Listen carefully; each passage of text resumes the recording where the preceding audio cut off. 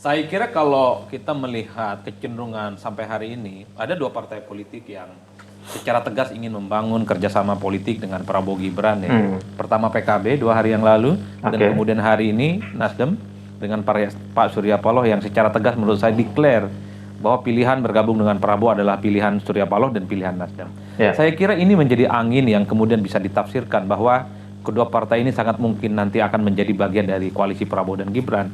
Meski beberapa waktu yang lalu saya sebenarnya mengeluarkan fakta politik yang saya selalu mengatakan mestinya partai-partai yang kalah dalam Pilpres ini haram hukumnya Ya. bergabung dengan pemenang.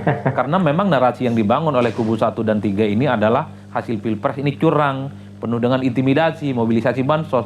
Ini kok tiba-tiba iman politiknya berubah secara seketika. Ini kan menurut saya tidak elok dipandang oleh mata sebenarnya.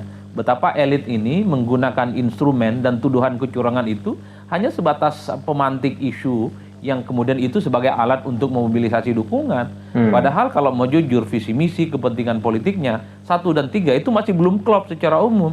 8 agenda perubahan misalnya yang diberikan oleh PKB ini kan menjadi satu sinyalmen bahwa PKB ini kan rasa-rasanya masih belum menerima betul kekalahan Pilpres di 2024. Ada nggak Mbak dalam 8 agenda itu misalnya tolak IKN, misalnya tidak mau pindah ibu kota, sesuatu yang beberapa waktu yang lalu kita dengarkan dalam perdebatannya.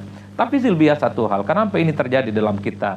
Dua hal faktornya dari segi elit ya. Dulu SBY, dulu Jokowi, dan hari ini mungkin Pak Prabowo. Ada budaya politik elit yang memang ada kecenderungan bahwa politik itu sekadarnya pasca Pilpres saling berangkulan. Itu yang disebut dengan politik gotong royong.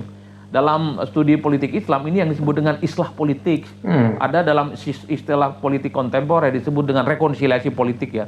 Tapi apapun judulnya, di antara elit ini dari dulu berkawan, saling bersaing, sekalipun beda partai. Mereka ini sebagai upaya untuk memunculkan tokoh-tokoh dari berbagai sumber. Yang kedua memang tak bisa dipungkiri dalam sistem presidensialisme multi partai ekstrim ada yang disebut dengan satu kutukan minority presiden. Jadi siapapun yang terpilih dalam pilpres kita itu rata-rata dia menjadi presiden yang minoritas. Pilpres dia menang tapi pilegnya dia minoritas. Parlemen dia dukungannya lemah. Itu terjadi pada SBY periode pertama, itu terjadi pada Jokowi periode yang pertama, dan ini terjadi Prabowo. Gabungan 4 partai politik, Golkar, Gerindra, Demokrat, dan PAN, ini hanya 42%. Ini tentu tidak kondusif, khawatir kepentingan politik di masa yang akan datang 5 tahun soal visi misi dan kebijakannya, itu akan mendapatkan resistensi dan perlawanan dari parlemen. Inilah yang kemudian membuat ada istilah rangkulan, kerjasama yang kemudian dilakukan oleh Prabowo Subianto. Dan saya kira sesederhana itu saja politik kita. Jadi kalau Bang Adian ngomong, apa sih yang rangkul-rangkulan? Ya betul, memang tidak ada kerusuhan dan huru-hara. Tapi kalau saya melihat secara umum, ini supaya kebijakan politik Prabowo dan Gibran 5 tahun nggak ada yang protes, sudah itu saja. Semua kebijakan politiknya itu disetujui, aman dan nyaman. Sehingga visi misi, keinginan, apa yang disampaikan selama dalam masa kampanye itu bisa diwujudkan secara tuntas tentang hilirisasi, makan gratis, tentang susu gratis, dan seterusnya. Supaya ini tidak terjadi seperti 2014 ketika Jokowi awal-awal jadi presiden. Hampir setahun setengah lamanya. Semua kebijakan politik dari Jokowi itu ditolak. Bahkan Undang-Undang MD3 itu direvisi. PDIP yang mestinya jadi ketua DPR saat itu karena pemenang pileg, itu kemudian diambil alih oleh Golkar. Betul nggak Bang? Betul kan? Inilah yang kemudian saya khawatir.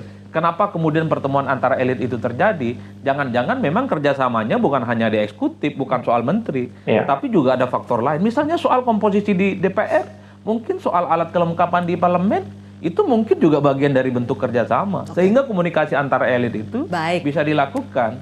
Oke, kita berikan tepuk tangan dulu. Oke, keren ya.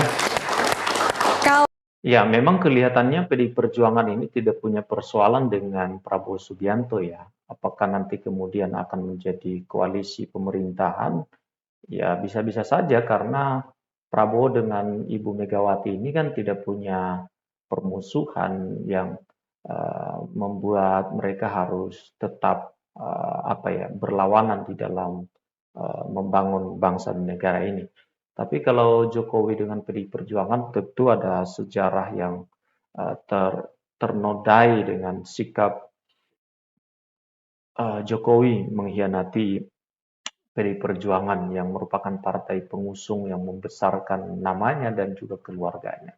Nah, begini kata politisi PDI Perjuangan dan PKB soal gabung ke koalisi pemerintahan Prabowo Gibran. Kita akan lihat ini teman-teman.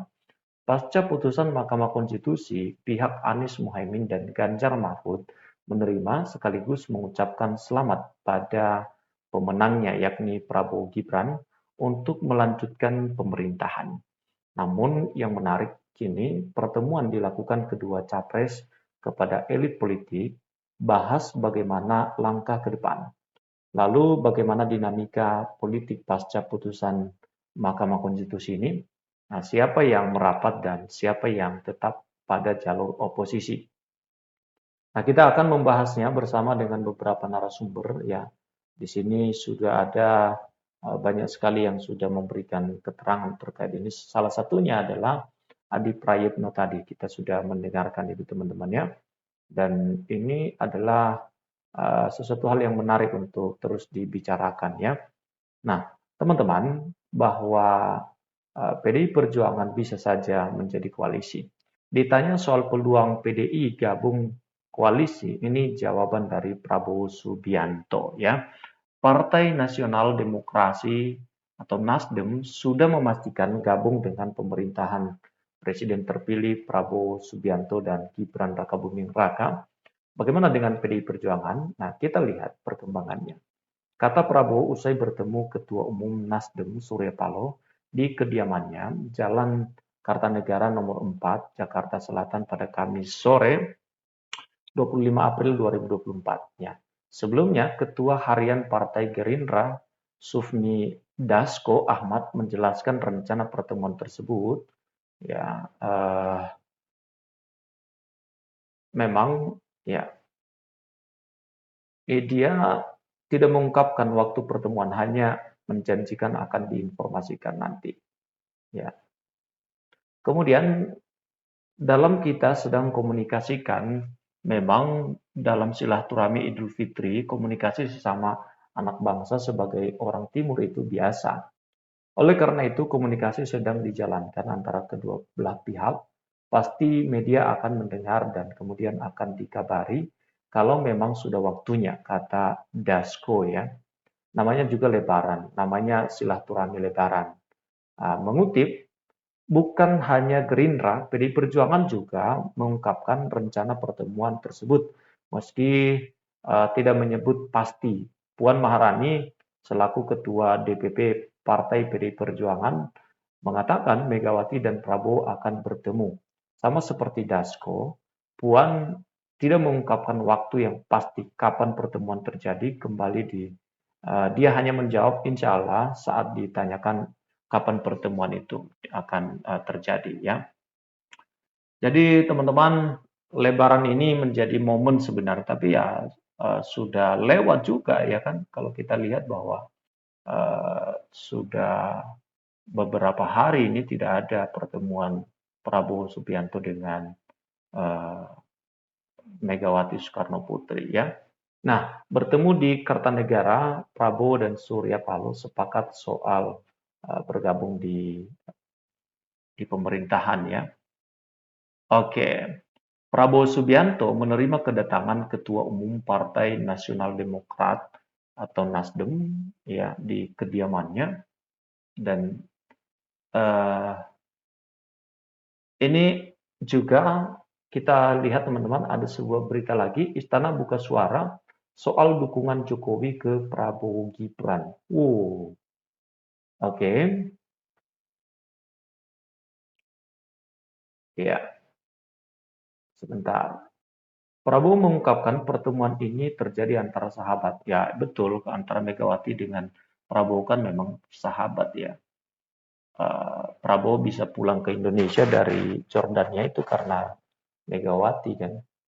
Kemudian Megawati pernah berpasangan dengan Prabowo. Jadi ada kemungkinan sih, apakah nanti PDI Perjuangan bergabung, ya kita lihat keputusannya nanti ya.